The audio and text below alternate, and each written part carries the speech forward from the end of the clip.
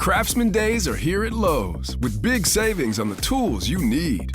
Save $100 on the Craftsman V26 Tool Power Tool Combo Kit, now at $199. No matter what the project is, Craftsman's high-quality, high-performance products empower you to build on. Stop by your nearest Lowe's store and check out the full line of Craftsman tools today. Valid through 6/18 while supplies last. Selection varies by location. The Nats Chat podcast party is coming up Friday, October 13th from 6:30 to 8:30 at Walters. Just like last year, we'll be hanging out, chatting baseball, and watching sports. And Gray starts that new modified lineup, delivers, swinging a long drive to right center field. This is way back. Thomas to the warning track at the wall, and it is gone. A home run for Gunnar Henderson, leading off the bottom of the first inning for the Orioles. Gray ready. They'll let it go. Swing, it's popped in the air into shallow left. Abrams out, Alou coming in. Abrams will make the grab in shallow left field to end the inning. So Josiah Gray finishes off 6 innings, gives up just 1 run, and potentially that'll be the end of his season with a very good start here in Baltimore.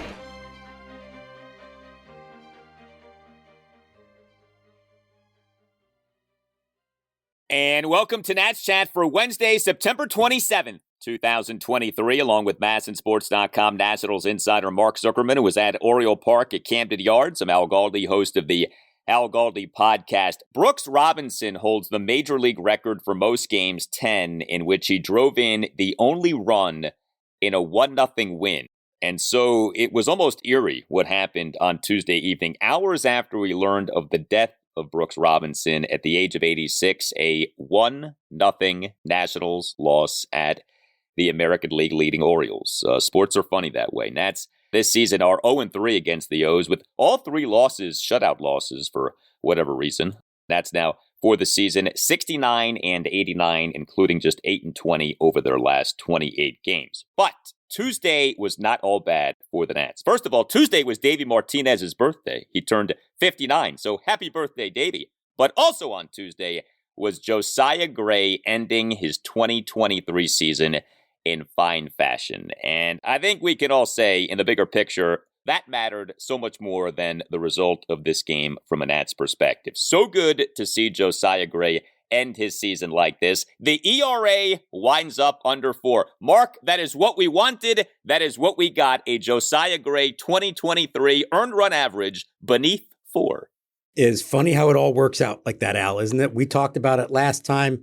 I had run the numbers and figured out he needed to go at least 5 innings, giving up 2 or fewer earned runs. And so when he got through the 5th in a nice way to get through it and pitch out of a jam, got a big double play, and it was only the 1 run allowed, I thought to myself, well, I wonder if they know this and they might say, okay, great job, go take a seat. No, they let him go back out for the 6th, took a little bit of a gamble there. He finished strong. I can tell you in that clubhouse afterwards, it wasn't joyous by any means, but it was not downtrodden at all. Yeah, they would have loved to win that game. Of course, you never want to be shut out 1-0, but there was a lot of positive vibes out of there because they know that Josiah Gray finished the year strong. Not just this start, but the last few starts were pretty good. And psychologically, we discussed this. I do think it matters. You see a 3 in the first column of your ERA at the end of the year, that's a good year. You see a 4, you say, not a great year.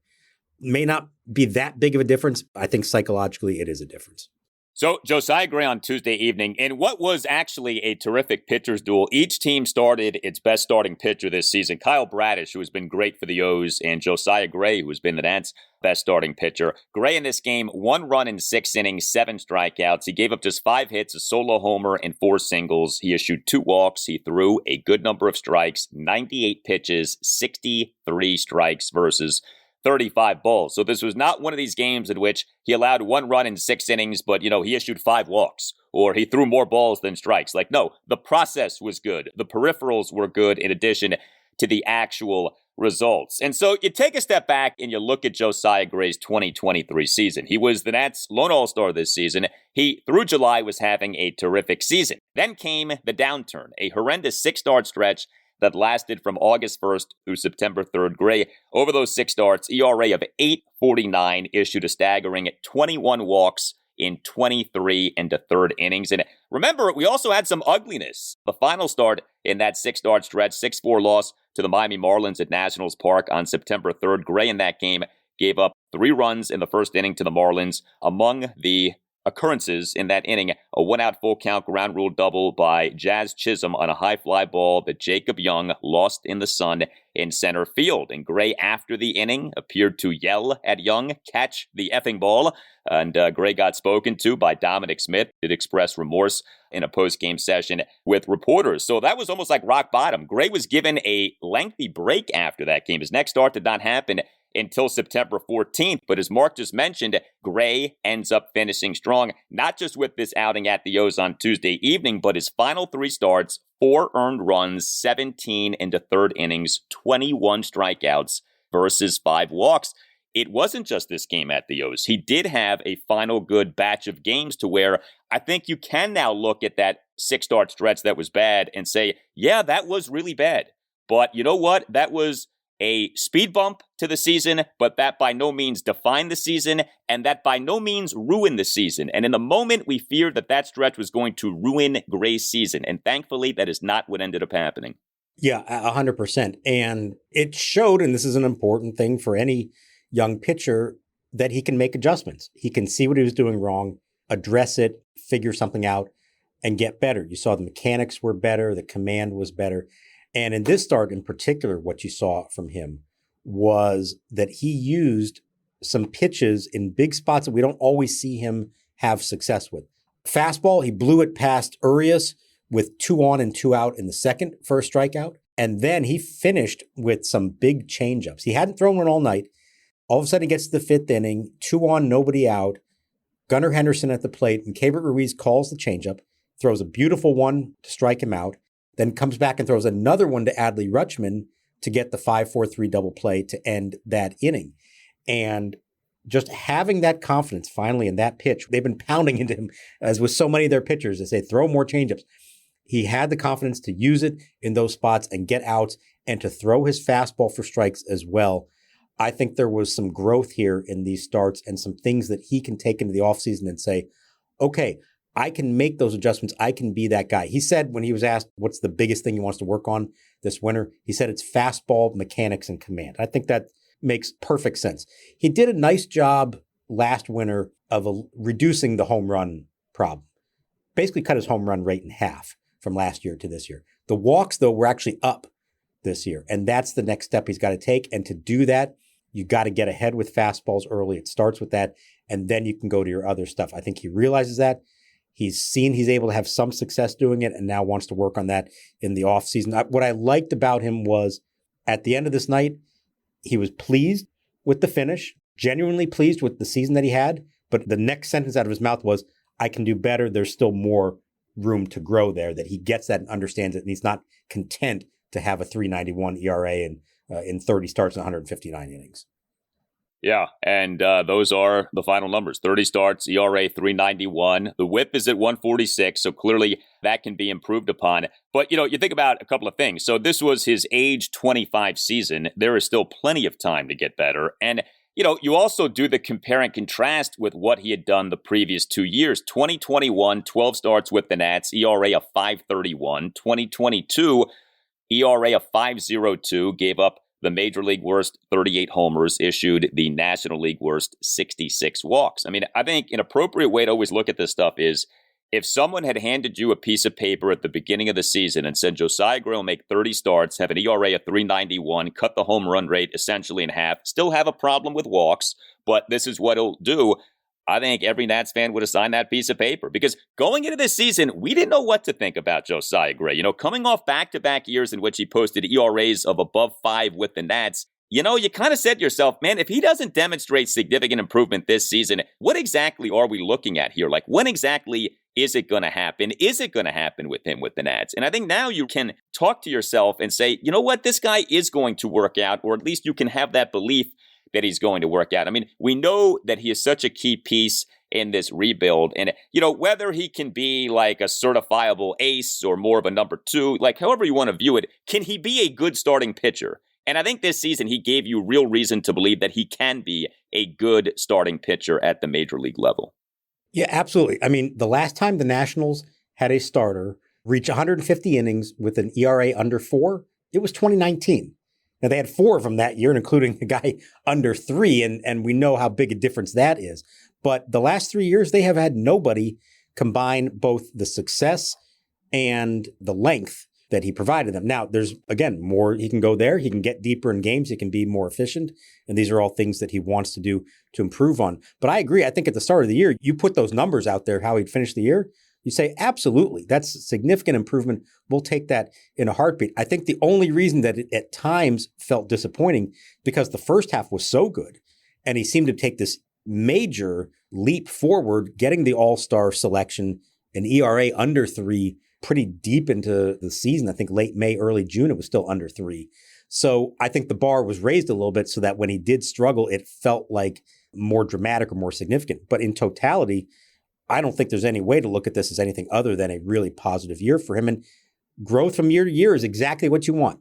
We talked about that. C.J. Abrams, Keibert Ruiz, Luis Garcia. We haven't seen as much from him. But for Josiah Gray to be able to say, has he gotten better year to year since coming here? Absolutely. And I think that's a huge, big picture thing to look at. Yeah, I mean, we talked about this on the last show. C.J. Abrams, if he ends up leading the team in WAR for the season, Josiah Gray, he does end up finishing with an ERA under 4. Like, these are the things that you wanted to see happen this season. The paths weren't, picture perfect. The paths weren't exactly linear. You were kind of all over the place with each guy, but it's where you wind up. What was the ultimate destination? And you got to 2 pretty good places with each guy. You can always email the show, natschatpodcast@gmail.com. We got an email from Jofi regarding opening day starter for 2024. Can we say that Josiah Gray will be the Nats opening day starter in 2024? We're not doing the Patrick Corbin opening day thing anymore, are we? Josiah Gray's the guy for opening day 2024. Can we say that? I want to believe that it's not going to be Patrick Corbin by default. Again, I do want to believe that. As we've discussed, I think Mackenzie Gore at his best was better than Josiah Gray. The problem was that he didn't do that consistently enough and didn't produce the volume that Josiah did. And he's a year behind him developmentally and all that. Yeah, I think if you said Davey Martinez right now, hey, who you're going to give the ball to on opening day, I think he's more likely to say Josiah Gray than anyone else. And again, it's a small thing, but I do feel like that 3.91 ERA sure looks a lot better on the opening day register than, something in the 5s or 6s, which we have seen here the last couple of years. Psychologically, I think that makes a huge difference and gives fans a whole lot more reason to be excited about who they're sending out to the mound on opening day next year. Here's something else to think about with Josiah Gray. So his agent is not Scott Boras. We just saw the Nats going into this season sign a non-Boras client in Keibert Ruiz to an 8-year contract extension. Put aside the season that Keibert has had and put aside, you're probably not going to sign Gray to an 8-year extension. But do you think the Nats this offseason might try to get Josiah Gray signed to one of these lengthy extensions that buys out some free agency years? Is that a possibility, do you think? I think it's an intriguing one. I think the tricky thing, and they've certainly been burned by this, is with pitchers. If they don't go well, it can really cost you down the road. And I think that would be the fear there. But each passing year that you go, and let's say he improves again next year, it's only going to get harder and more expensive to do what you're proposing. So I don't know what the number is. I don't know what the number of years is that would be appropriate, but I think it's certainly worth exploring. Different subject here. I think C.J. Abrams, I think this winter is the time to put the hard sell on him, another non-Boras client, and see if you can't get him to do something along the lines of what Ruiz did. With Gray, it's tougher, but we know this organization is not real rich in young pitching. We know that Cade Cavalli is still a huge question mark coming into next year off Tommy John surgery, and that Mackenzie Gore, while there's a lot to like, still has some important steps to take himself. So if you can do it on reasonable terms, I think it is worth exploring to be sure. But I also know there's going to be just that little bit of hesitation because he's a pitcher and because of how the non-Max Scherzer pitching contract, all the other ones around here have not gone so well for them.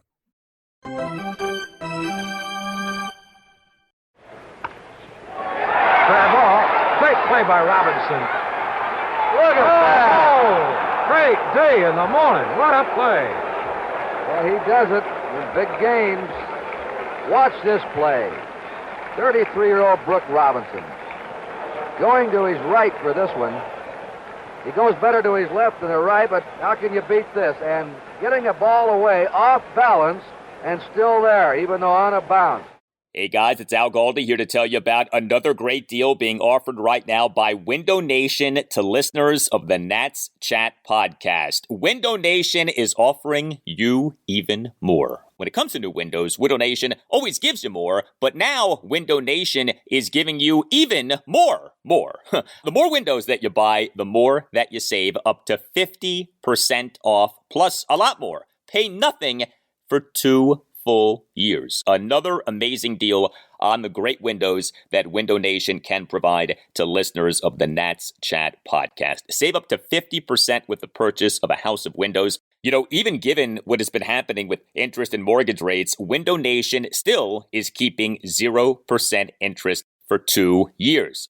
Call 866-90-NATION or visit windownation.com. That's 866-90-NATION or windownation.com, and tell Window Nation that you want the great deal that you heard about from Al Galdi on the Nats Chat podcast. Again, the more windows that you buy, the more that you save, up to 50% off, plus you pay nothing for 2 full years. That's 866-90-NATION or windownation.com. And make sure that you tell Window Nation that Al Galdi from the Nats Chat podcast sent you.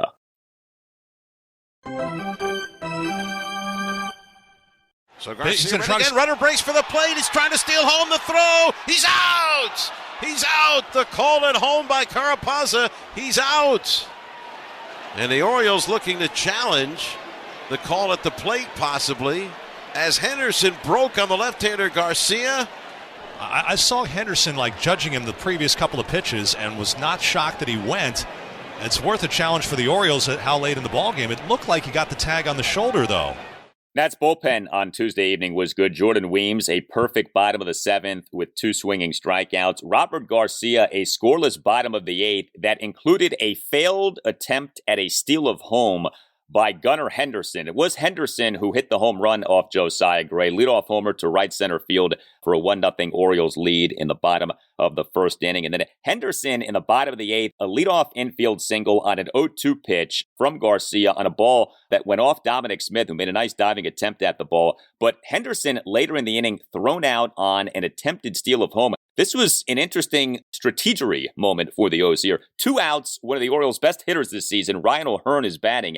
Henderson comes charging home on an attempted straight steal of home. You have Garcia, a lefty, back to third base, preparing for his next pitch, but he ends up throwing home in time, and Henderson gets tagged out by Keibert Ruiz. The O's challenged the play, but Henderson was clearly out. I mean, I don't think there was much really to review here. What'd you think of that decision there? I don't know if that was called by Brandon Hyde or if Henderson did that on his own.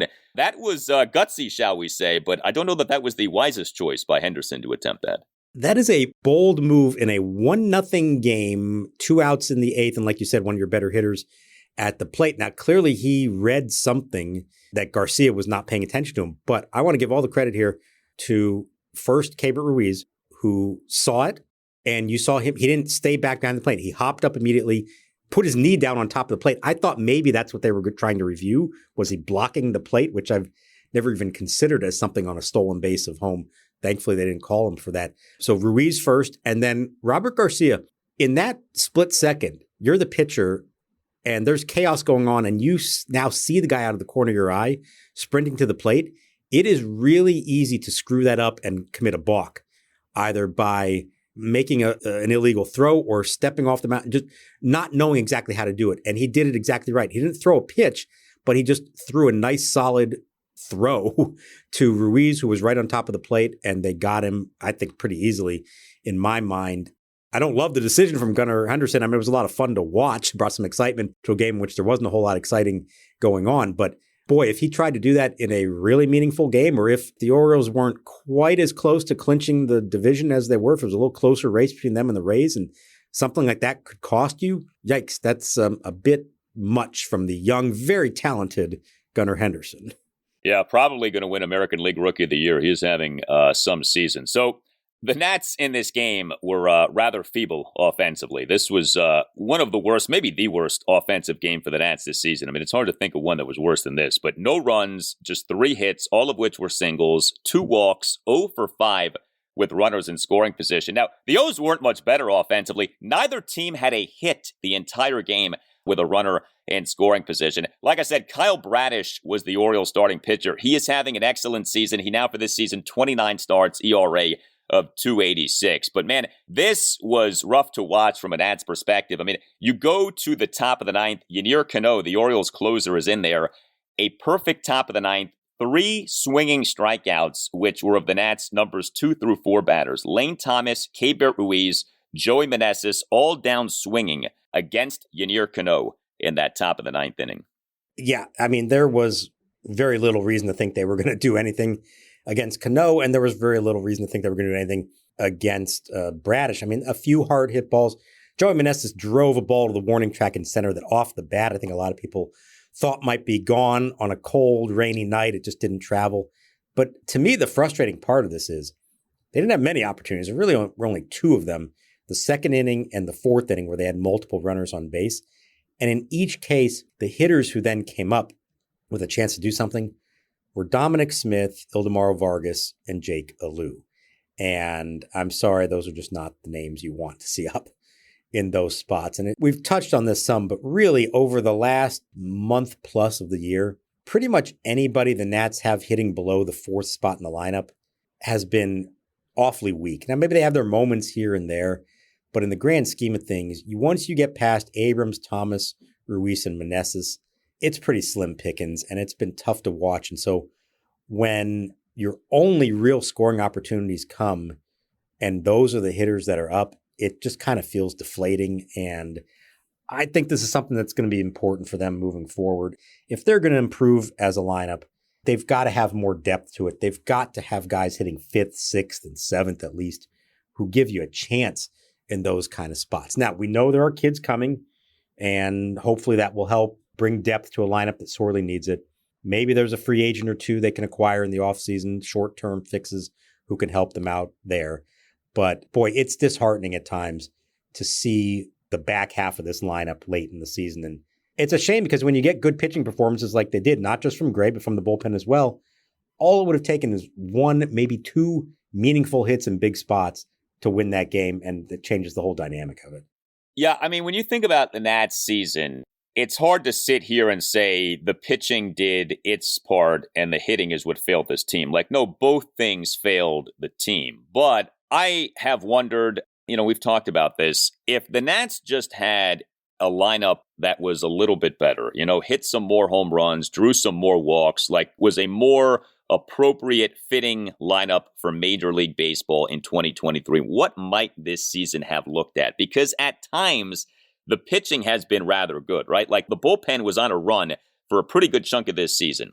And the starting pitching at times has actually been all right. Like it has not been the debacle that it was certainly last season. And, yes, you have guys like Trevor Williams and Patrick Corbin who have had bad seasons, but, also with Gray and Mackenzie Gore and Jake Irvin when he was going well, the starting pitching at times has been good enough for this team to be better than it has ended up being. The lineup, without question, has failed this team, certainly in the stretch of 20 losses in 28 games. And, you have to say part of that is you traded away Jeimer Candelario and you lost Stone Garrett, as odd as that sounds, like he was hitting really well for you. And so, some things have been removed in terms of players available to you. But yes, this has not been what you feel like is an appropriate offense as this season has gone on. This really has come off like a 4A, even, AAA offense for a good chunk of the final month of this season. Yeah, and, a lot of these guys, we said, hey, all right, we're excited to see some of these young guys and give them a chance to play, and maybe they can play their way into a spot next year. I don't know that any of them really have made the case. Jacob Young has done a lot of good things, but offensively is, I think, still a big question mark. Jake Alou really hasn't done a lot. He had some RBI early on, but not a whole lot since then. Carter Kieboom has kind of reverted back to who he was. Luis Garcia has hit better since he came back from AAA, but I don't think you're watching him and saying, yeah, okay, there's a lot there to get excited about. And then the placeholders, I'll call them, Dom Smith, Ildemaro Vargas, that's, not getting the job done for them. Even if they were, you would know that those were short-term solutions. So I'm interested to see what they do this winter. I know you don't want to invest too much until you see what you have in some of these kids whenever they come up, but you got to go into 2024 with some more depth and some more proven big league bats. Whether it's an attempt to re-sign a guy like Jeimer Candelario or to find somebody else like him, you hope that Stone Garrett is healthy and back to his old self at the start of the year. Riley Adams was another big loss here towards the end because they were doing that a lot where both he and Keibert Ruiz were in the lineup. There were lineups for a good part of the summer that you said, okay, you got 6 names in there that can do something for you. But here in September, it's really been 4 at best. And very often, not all 4 of those are producing on a given night. No, I mean, if you go by OPS plus, which is OPS that's adjusted for a player's league and home ballpark, and 100 is average, and you just look at qualified Nats, so guys who qualify, guys who've had the requisite number of plate appearances, there are 2 guys on the Nats right now who have OPS pluses above 100 on the season, Lane Thomas and Joey Meneses. And this is coming into Tuesday.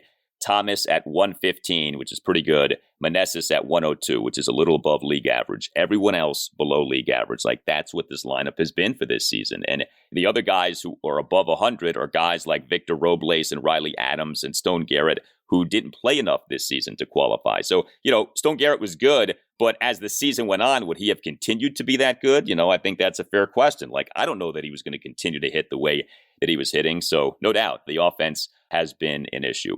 So we do now have some more clarity on the Nats starting pitching plans for the remainder of this season. This was Josiah Gray's final start of the season. We can say that because Davey Martinez, during his pregame session with reporters on Tuesday afternoon, said that the Nats' 3 starting pitchers for the team's season-ending series at the Major League leading Atlanta Braves this weekend will be Trevor Williams, Jackson Rutledge, and Joan Adon. So we will not see Gray for the remainder of this season. Sometimes you do see a starter you get used as a reliever in the final series of the season. We're not anticipating that with Gray, or is that a possibility, do you think? Well, the way Josiah was talking to all of us after the game made it sound like he knows he's done for the year. So if somebody asked him to pitch again, I think he's going to say, whoa, hang on a second. I'm not going back out there. I think he's perfectly fine with this. Anytime you could finish on a strong outing, it takes you into the offseason with a positive mindset. Feel like you can kind of check that box. So I've been able to have a last couple good outings, but this one obviously feels sweet to go into the offseason knowing that some of the changes I've made over the last 3 outings, have obviously breeded results. They said all along Trevor Williams would make another start. They decided it could have been Wednesday against the Orioles. They decided to do it instead Friday against the Braves. Hold on to your horses and hope for the best that night. And Rutledge and Adon are both healthy, and they want to get another look at them. It'd be nice to see Rutledge against the Braves after having success against them. Can he do it a second time? We'll see. Adon, I don't know that he's going to change a whole lot of minds at this point. I think we have an idea of what he is, for better or worse. And then I did think it was interesting that Corbin will start the finale here against the Orioles. And I wonder if, in some regard, seeing how he struggled against the Braves, not wanting to put him back out there against them, and then you step into Camden Yards and you remember that left field fence has been expanded way out there. And I do wonder if a left-handed pitcher in this ballpark who's struggling like Corbin, this might be his best chance at keeping the ball in the yard and maybe finishing on a high note. We'll see. Obviously, Gray and company did a very nice job against the Orioles on Tuesday. Can they do it again on Wednesday behind Corbin? I don't know, but I wonder if there was a little calculated decision there to have him pitch in this ballpark as opposed to in Atlanta. Yeah, the wall in left field pushed back and raised up, as Jim Palmer calls it, the Great Wall of Baltimore, and it has become just that. So the long-anticipated and much-talked-about start for Thaddeus Ward will not be happening. What about the long-anticipated and much-discussed return of Tanner Rainey? I feel like we've had this conversation many times. We've been waiting and waiting and waiting on the Tanner Rainey Major League return, and it still has not happened, and here we are now, and the Nats have 4 games left in this season. So where are we with Tanner Rainey? I sure hope it does happen, because as much time as we've spent talking about it and as much as I've written about it, I want some payoff at the end of all this. He is here with the team.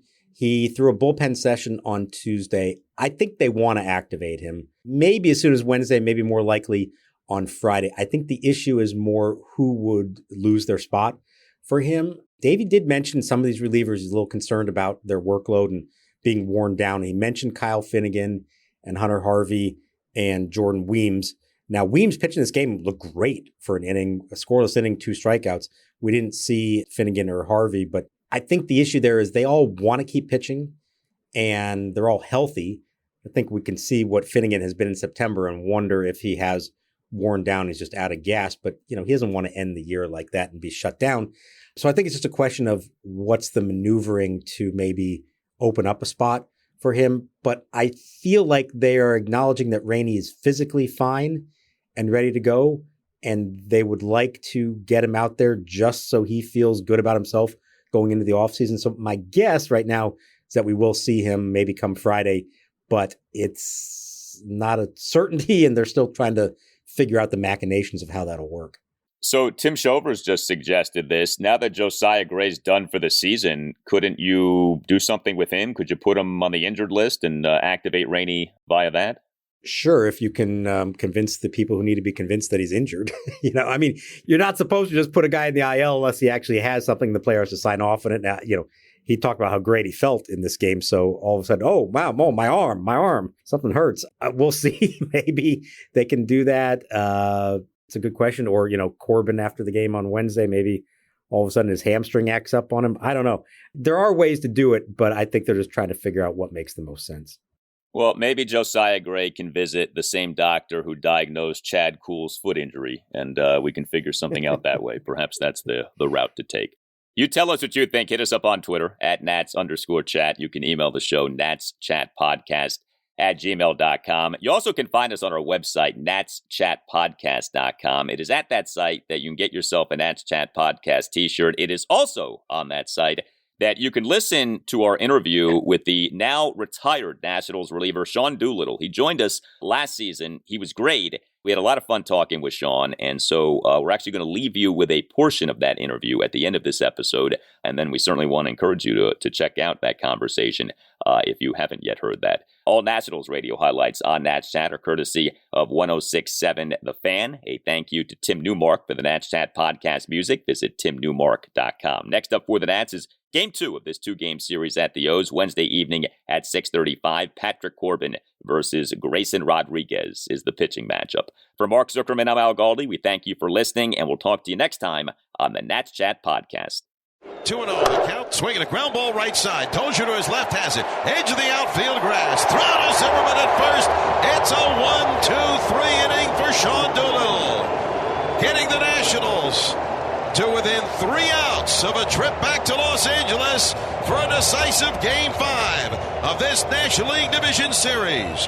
It just feels right, man. It feels really good to be coming home. My wife and I are so excited about it. I know as we're getting closer to opening day, you're probably starting to think about what the emotions are going to be like being back at Nationals Park. Now, you did get to come back last year with the Reds. It was early in the season. There was I think it was only 5,000 fans were there at the time, so it wasn't quite the full thing. But the team went all out. They gave you the tribute video. They gave you some framed photos, a signed jersey. So what I'm curious here is, now that you're back, did the team ask you to give them back all that stuff?